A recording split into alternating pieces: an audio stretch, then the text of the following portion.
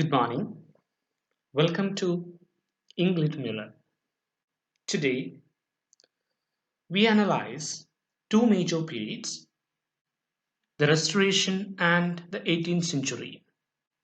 Remember, this is an overview of two major periods, the Restoration and the 18th century. The Restoration period begins in 1660, the year in which King Charles II, the exiled Stuart king, was restored to the English throne. England, Scotland, and Wales were united as Great Britain by the 1707 Act of Union. The period is one of increasing commercial prosperity and global trade for Britain. Literacy expanded to include the middle classes and even some of the poor. Emerging social ideas included politeness, a behavior standard to which anyone might aspire, and new rhetoric of liberty and rights, sentiment and sympathy. The monarchical restoration was accompanied by the reopening of English theatres closed during Cromwell's Puritan regime, and the restoration of the Church of England as the national church. Church and state continued to be closely intertwined. The Test Act of 1673 required all holders of civil and military offices to take the sacrament in Anglican Church and deny transubstantiation. Those who refused, example Protestant dissenters and Roman Catholics, were not allowed to attend university or hold public office.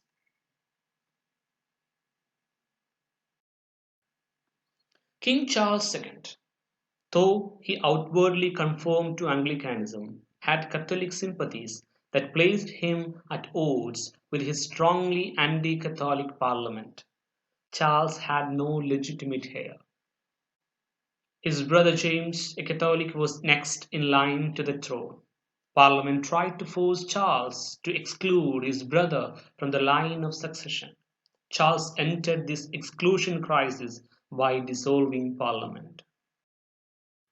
The exclusion crisis, in a sense, created modern political parties, the Tories, who supported the king, and the Whigs, who opposed to him. Once crowned, King James II quickly suspended the Test Act. In 1688, the birth of James' son so alarmed the country with the prospect of a new succession of Catholic monarchs that secret negotiations began to bring a new Protestant ruler from Europe to oust James. In 1688, William of Orange and his wife Mary, James' daughter, landed in England with a small army and seized power, an event known as the Glorious or Bloodless Revolution. James II fled to exile in France. For over 50 years, his supporters, called Jacobites, from the Latin Jacobus for James, mounted unsuccessful attempts to restore the Stuart line of Catholic kings to the British throne.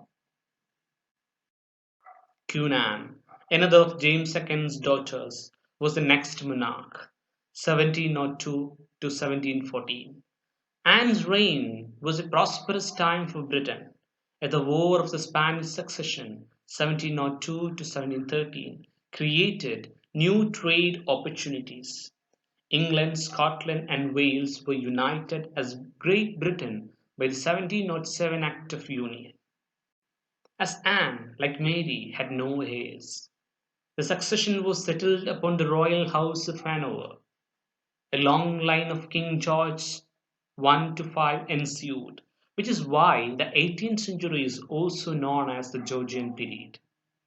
We now associate the term Whig with liberalism and Tory with conservatism, but the principles behind these two parties remained fluid and responsive to political circumstance throughout the period. Robert Walpole, a Whig politician, who served under both King George I and George II, held a parliamentary seat from 1701 until 1742. Walpole was the first man to be described as a prime minister. During King George III's long rule, 1760 to 1820, Britain became a major colonial power. At home and abroad, George III's subjects engaged with a new rhetoric of liberty and radical reform as they witnessed and reacted to the revolutions in France and America. The court of King Charles II championed the right of England's social elite to pursue pleasure and libertinism. King Charles II authorized two new companies of actors. Women began to appear on stage in female roles. Dogmatism, or the acceptance of received religious beliefs, was widely regarded as dangerous. Charles II approved the Royal Society for London for the Improving of Natural Knowledge, 1662. The Royal Society revolutionized scientific method and the dispersal of knowledge. The specialized modern scientist did not exist. Royal Society members studied natural history, the collection and description of facts of nature, natural philosophy, study of the causes of what happens in nature, in natural religion, study of nature as a book written by God. The major idea of the period, founded on Francis Bacon's earlier work, was that of empiricism. Empiricism is the direct observation of experience, which infers that experience, including experimentation, is a reliable source of knowledge. John Locke, George Berkeley, and David Hume all pursued differing interpretations of empiricism, and the concept itself had a profound impact on society and literature. Writers, including women such as Mary Estelle, began to advocate for improved education for women during this period. Around 1750, the word sentiment evolved to describe social behavior based in instinctual feeling. Sentiment and the related notions of sensibility and sympathy all contributed to a growing sense of the desirability of public philanthropy and social reforms, such as charities for orphans. Increased importance was placed on the private, individual life, as is evident in literary forms such as diaries, letters, and the novel. The Stage Licensing Act 1737 established a form of dramatic censorship in which the Lord Chamberlain pre-approved and licensed all plays for performance in London. Censorship of another print material changed radically with the 1710 Statute of Anne, the first British copyright law not tied to government approval of a book's contents. Copyrights were typically held by booksellers. The term public sphere refers to the material texts concerning matters of national interest and also to the public venues, including coffee houses, clubs, taverns, parks, etc., where readers circulated and discussed these texts. Thanks to greatly increased literary rates, by 1800, 60 to 70% of adult men could read, versus 25% in 1600. The 18th century was the first to sustain a large number of professional authors. Genteel writers could benefit from both patronage and the subscription system. Grub Street hacks at the lower end of the profession were employed on a piecework basis. Women published widely. Reading material, though it remained unaffordable to the laboring classes, was frequently shared. Circulating libraries began in the 1740s. Capital letters began to be used only at the beginnings of sentences and for proper names, and the use of italics was reduced. Literature from 1660 to 1785 divides into three shorter periods of 40 years each, which can be characterized as shown below. 1660 to 1700, death of John Dryden, emphasis on decorum or critical principles based on what is elegant, fit, and right. 1700 to 1745, death of Jonathan Swift, Alexander Pope in 1744, emphasize on satire and on a wider public readership. 1745 to 1784, death of Samuel Johnson, emphasis on revolutionary ideas. England's Augustan age was modeled on that of Rome when Augustus Caesar re-established stability after civil war following Julius Caesar's assassination. English writers, following the restoration of King Charles II, felt themselves to be in a similar situation in which the arts, repressed under Cromwell, could now flourish. English writers endeavored to formulate rules of good writing modeled on classical works, but with a new appeal to the passions, in simple, often highly visual language.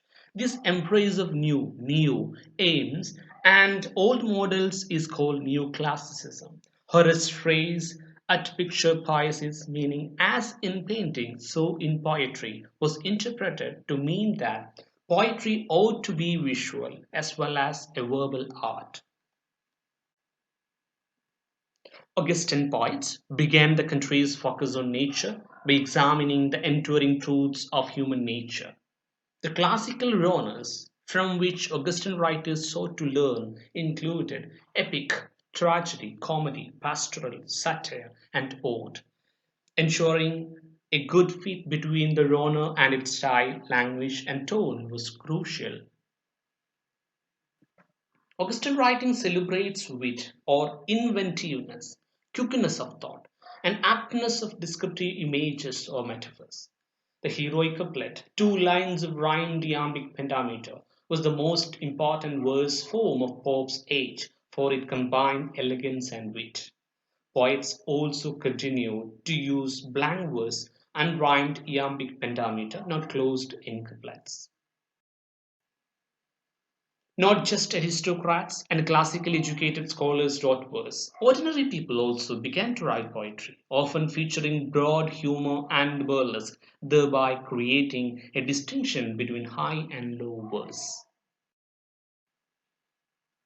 Dryden was the most influential writer of the Restoration, for he wrote in every form important to the period: occasional verse, comedy, tragedy, heroic plays, odes, satires, translations of classical works, and produced influential critical essays concerning how one ought to write these forms. Restoration prose style grew more like witty, urban conversation and less like the intricate rhetorical style of previous writers like John Milton and John Donne. Simultaneously, Restoration literature continued to appeal to heroic ideals of love and honor, particularly on stage in heroic poetry.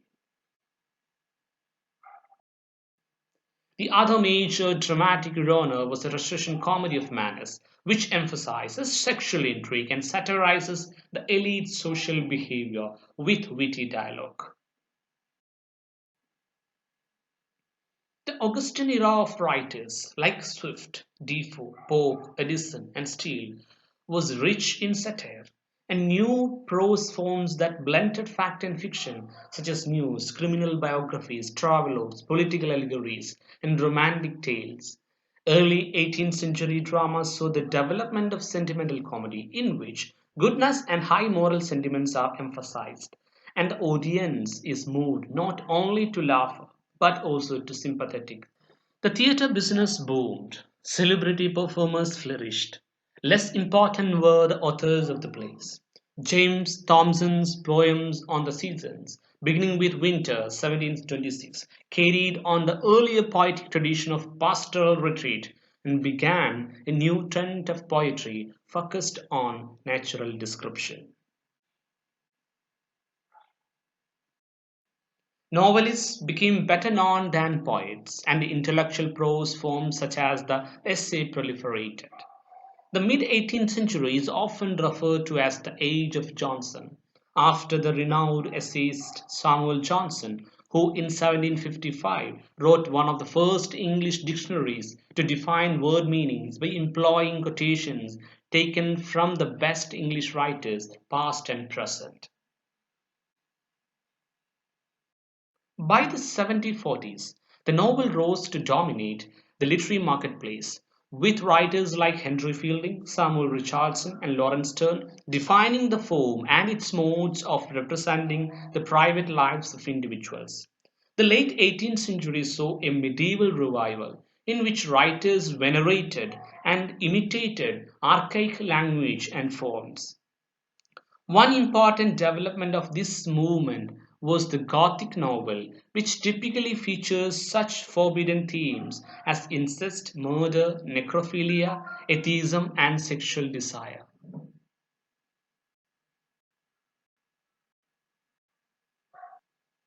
Late 18th century poetry tends to emphasize melancholy, isolation, and reflection in distinction to the intensely social, often satirical verse of earlier in the period. Some critics place the end of the 18th century at 1776, linking it to the American Revolution. Others at 1789, the beginning of the French Revolution. Still others at 1798, the publication of Wordsworth and Coleridge's lyrical ballads. Later, Romantic writers who valued the idea of originality also prized the meaning of revolution, which signified a violent break with the past, and often represented their work as offering just such a break with tradition. However, changes to literary forms and content occurred much more gradually than this use of the word revolution might suggest. Thank you and have a nice day.